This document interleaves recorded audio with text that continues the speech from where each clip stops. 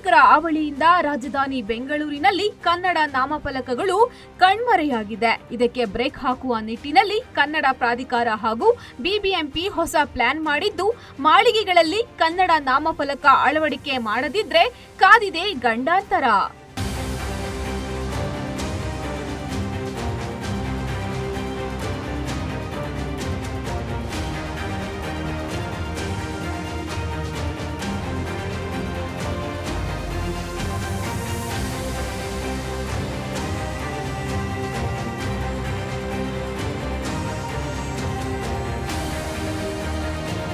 ಕರ್ನಾಟಕದಲ್ಲಿ ಕನ್ನಡವೇ ಸಾರ್ವಭೌಮ ಅನ್ನೋ ವಿಚಾರದಲ್ಲಿ ಎಲ್ಲೋ ಒಂದ್ ಕಡೆ ರಾಜಧಾನಿ ಬೆಂಗಳೂರಿನಲ್ಲಿ ಹಿನ್ನಡೆ ಆಗಿದೆ ಅಂದ್ರೆ ತಪ್ಪಿಲ್ಲ.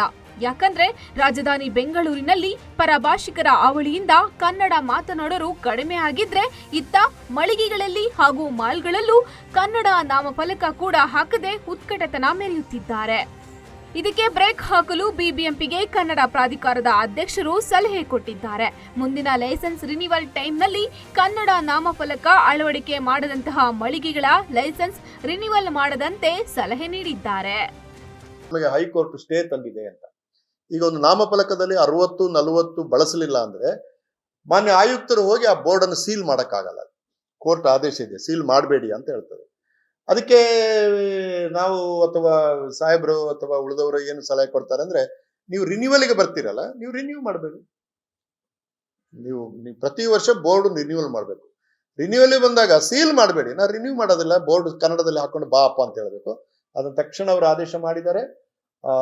ಬಹುಶಃ ಬಿಬಿಎಂಪಿ ಅವರು ಹೆಚ್ಚು ಆಸಕ್ತಿ ತೋರಿಸಿದರೆ ಅಥವಾ ನಮಗೆ ಮುಂದಿನ 1 ವರ್ಷದಲ್ಲಿ ಬೆಂಗಳೂರಲ್ಲಿ 100ಕ್ಕೆ 100 60-40 ಏನಿದೆ ಕನ್ನಡ ನಾಮಫಲಕಗಳು ಕಣ್ಣಿಗೆ ಬೀಳುವಷ್ಟು ಆಗ್ತದೆ. ಇದು ತುಂಬಾ ಒಳ್ಳೆಯ ಬೆಳವಣಿಗೆ ಅಂತ ನಾನು ಅಂದುಕೊಂಡಿದ್ದೇನೆ. ಇನ್ನು ಕನ್ನಡ ಅಭಿವೃದ್ಧಿ ಪ್ರಾಧಿಕಾರದ ಅಧ್ಯಕ್ಷ ಸಲಹೆ ಮೇರೆಗೆ ಪಾಲಿಕೆ ಆಯುಕ್ತರು ನಗರದಲ್ಲಿ ಪಾಲಿಕೆಯಿಂದ ಪರವಾನಗಿ ಹೊಂದಿದ ಮಳಿಗೆಗಳು ಕೂಡಲೇ ಕನ್ನಡ ನಾಮಫಲಕ ಅಳವಡಿಕೆ ಮಾಡಬೇಕು. ಒಂದು ವೇಳೆ ಅಳವಡಿಕೆ ಮಾಡದ ಮಳಿಗೆಗಳು ಮುಂದಿನ ಲೈಸೆನ್ಸ್ ರಿನಿವಲ್ ಟೈಮ್ಸ್ ನಲ್ಲಿ ಲೈಸೆನ್ಸ್ ರಿನಿವಲ್ ಮಾಡಲ್ಲ. ಪರವಾನಗಿ ನವೀಕರಣ ವೇಳೆ ಅರ್ಜಿ ಸಲ್ಲಿಸಿದಾಗ ನಮ್ಮ ಅಧಿಕಾರಿಗಳು ಮಳಿಗೆಗಳ ಬೋರ್ಡ್ ವೀಕ್ಷಣೆ ಮಾಡಿ ಫೋಟೋ ಸಮೇತ ವರದಿ ನೀಡಬೇಕು. ಆಗ ಮಾತ್ರ ಲೈಸೆನ್ಸ್ ರಿನಿವಲ್ ಮಾಡಲಾಗುತ್ತೆ ಅಂತ ತಿಳಿಸಿದ್ರು. ನವೀಕರಣಕ್ಕಾಗಿ ನಾವು ಈಗ ಸದ್ಯಕ್ಕೆ ನಮ್ಮ ರೂಲ್ ಪ್ರಕಾರ 60% ಇಲ್ಲ ಅಂದ್ರೆ ಮಾಡಬಾರ್ದು ಅಂತ ನಾವು ನವೀಕರಣ ಮಾಡುವುದಿಲ್ಲ. ಈಗ ನವೀಕರಣ ಪರವಾನಗಿ ಇಲ್ಲದೆ ಕೂಡ ಸುಮಾರು ಅಂಗಡಿಗಳು ಹೊಡ್ತಾ ಇದೆ ಅಲ್ವಾ. ಇದನ್ನು ಕೂಡ ಪರವಾನಗಿ ರಹಿತ ಆಗಿರುತ್ತೆ. ನಾವು ಕ್ಲೋಸ್ ಮಾಡ್ತೀವಿ ಅಂತ ಹೇಳ್ತಾ ಇಲ್ಲ. ಪರವಾನಗಿ ನೀಡಲ್ಲ ಅಂತ ಆದ್ರೆ ಮುಂದೆ ಅದಕ್ಕೆ ಪರಿಣಾಮ ಬರಬಹುದು. ಪರವಾನಗಿ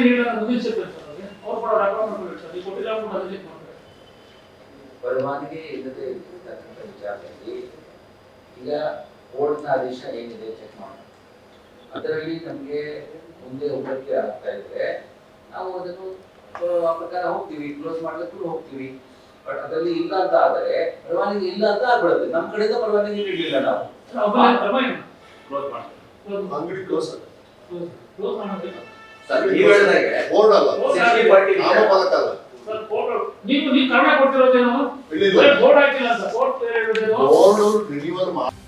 ಒಟ್ಟಲ್ಲಿ ರಾಜ್ಯದಲ್ಲಿ ಕನ್ನಡಕ್ಕೆ ಮಾನ್ಯತೆ ಕೊಡದ ಕನ್ನಡ ವಿರೋಧಿ ಧೋರಣೆಗೆ ಪಾಲಿಕೆ ಕೂಡಲೇ ಪಾಠ ಕಲಿಸಬೇಕು ಅಂತ ಕನ್ನಡಿಗರ ಅಭಿಪ್ರಾಯ.